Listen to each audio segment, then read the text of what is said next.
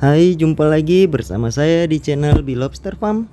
Teman-teman, video kali ini adalah lanjutan dari video saya yang sebelumnya atau di 2 hari kemarin tentang pembuatan kolam apung dan rencana saya sebagai atau membuat kolam apung tersebut sebagai tempat penetasan indukan bertelur.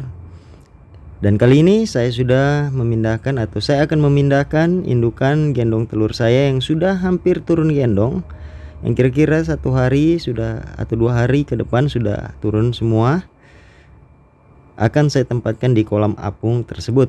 Oke teman-teman, hari ini juga saya akan panen indukan bertelur. Seperti apa? Mari simak videonya dan jangan lupa dukung saya dengan cara subscribe, like, dan bagikan. Terima kasih, simak videonya berikut ini.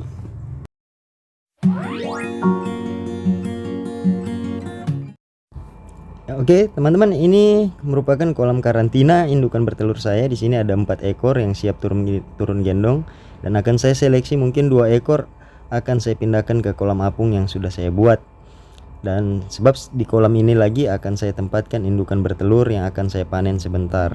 Dan ini teman-teman kolam apungnya yang saya sudah buat. Mungkin di video saya sebelumnya sudah saya jelaskan cara membuatnya, cara atau pola yang saya terapkan di sistem budidaya saya seperti apa kolam apung ini. Dan ada satu pertanyaan yang muncul, bagaimana sistem airnya atau sistem aerasinya. Nah teman-teman, kolam apung ini airnya itu adalah satu kesatuan dengan air atau kolam pembesaran di bawahnya. Saya buat lubang-lubang kecil di terpal itu sehingga air yang ada di kolam pembesaran di bawahnya itu juga merupakan air yang ada di dalam kolam apung ini, sehingga aerasi dan sistemnya adalah sistem yang sama. Oke teman-teman.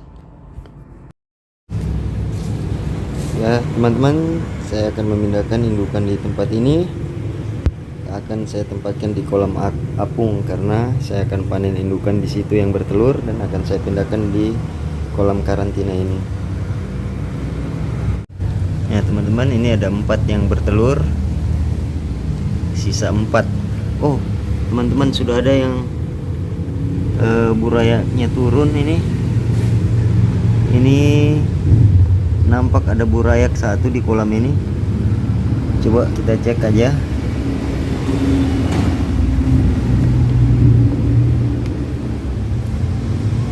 Nah teman-teman, nampaknya ini juga sudah turun.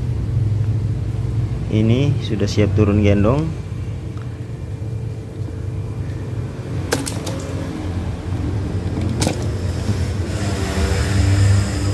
Nah ini juga siap turun. Sepertinya 4 ekor ini sudah siap turun gendong semua, sehingga akan saya pindahkan di kolam penetasan. Nah oke teman-teman, dikarenakan kolam ini cukup dangkal, mungkin hanya sekitar 7 cm airnya kolam apung ini, saya tidak berani melepas indukan ini langsung menetas massal, sehingga saya pasang atau saya menaruhnya di dalam kotak solitaire, 2 buah solitaire masing-masing berisi 1 ekor indukan. Dan ini hanya sekitar 1 atau 2 hari saja setelah turun semua akan saya pindahkan lagi di kolam pemijahan, sehingga tidak begitu berisiko untuk mengalami stres. Oke teman-teman, ini akan saya tempatkan di solitaire dan akan saya perlihatkan ke teman-teman seperti apa berikutnya setelah saya pindahkan di kotak solitaire. Oke teman-teman, ini sudah saya tempatkan di sini masing-masing dengan pipa juga ada, hanya khusus untuk turun gendong. Nanti akan saya pelihara burayaknya dari 2 ekor indukan itu di sini. Ya sebab apa saya membuat kolam apung ini, saya sudah tidak punya kolam burayak lagi teman-teman. Ya mungkin sebentar saya akan panen lagi yang indukan bertelur, akan saya tempatkan di kolam karantina lagi yang bertelur, dan mungkin nanti akan saya tambahkan, tapi sepertinya rotasinya akan bisa berjalan sebab 3 kolam burayak saya semua sudah berisi. Ada yang sudah berusia 2 minggu, ya paling tidak 2 minggu lagi itu atau 3 minggu lagi bisa saya panen dan saya tempatkan di kolam bibit 1 inci. Seperti itu teman-teman. Dan dari bibit 1 inci itu akan saya pindahkan ke sini yang sudah berukuran 2 inci untuk dibesarkan. Ini memang hanya kolam apung ini memang ya hanya sifatnya darurat dan sedikit eksperimen saja, memanfaatkan ruang atas dari kolam pembesaran ini. Ya kalaupun maksimal mungkin nanti akan saya tambahkan lagi sehingga bisa efektif. Dan teman-teman, saya sudah menambahkan stok cacing sutra lagi. Ini cukup banyak untuk burayak-burayak saya dan semuanya sehat. Nah seperti inilah sistem yang saya buat. Oke teman-teman, kita lanjut untuk panen indukan yang bertelur. Nah teman-teman, ini kolam pemijahan saya dan ini indukan-indukan saya. Ini saya coba angkat shelternya dan saya coba amati mana yang bertelur, kemungkinan bertelur. Nah biasanya saya panen bertelur di sini memang 2 bulan sekali, namun kali ini sebulan saya coba melakukan pemeriksaan indukan bertelur.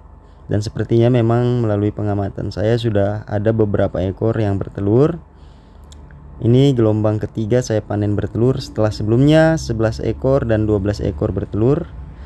Kali ini di bulan pertama saja saya coba akan mengambil indukan yang bertelur lagi dan akan saya pindahkan di kolam karantina yang bertelur.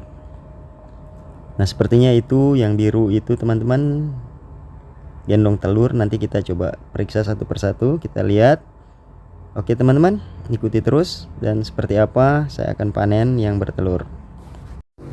Nah ini teman-teman, satu yang tadi saya tunjukkan ini coba saya angkat, sudah bertelur memang, dan kondisi telur-telurnya memang masih cukup muda. Ini ada 3 saya dapatkan yang bertelur dari kolam pemijahan saya. Memang biasanya saya panen selama 2 bulan sekali sehingga bisa dapat banyak, namun mungkin bisa dicek di video saya baru sebulan yang lalu, kurang lebih 3 minggu lah atau 4 minggu yang lalu saya panen bertelur sebanyak 12 ekor.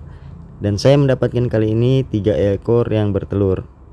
Oke teman-teman, ini saya tempatkan sudah di kolam ini, kolam karantina saya untuk indukan yang bertelur khusus betina. Jadi saya tempatkan lagi di tempat ini. Nah nanti kalau sudah ada yang hampir turun gendong akan saya tempatkan di tempat khusus atau di tempat burayak, penetasan burayak. Seperti itulah pola yang saya coba terapkan teman-teman di dalam sistem budidaya saya. Nah kenapa kali ini saya sangat care memang dengan burayak atau dengan anakan. Nah sebab dari situlah kita akan mendapatkan hasil dari sistem budidaya kita. Sebab program saya kali ini adalah bagaimana satu kolam hanya berisi dengan hasil dari 1 atau 2 ekor indukan bertelur, sehingga saya bisa dengan mudah mengontrol dengan tingkat kepadatan yang baik serta kontrol terhadap pemberian pakan bisa merata. Oke teman-teman, mungkin ini saja video saya kali ini. Terima kasih atas kebersamaan Anda, terima kasih sudah dukung saya, dan jangan lupa subscribe, like, dan bagikan. Terima kasih, sampai jumpa dan salam capit.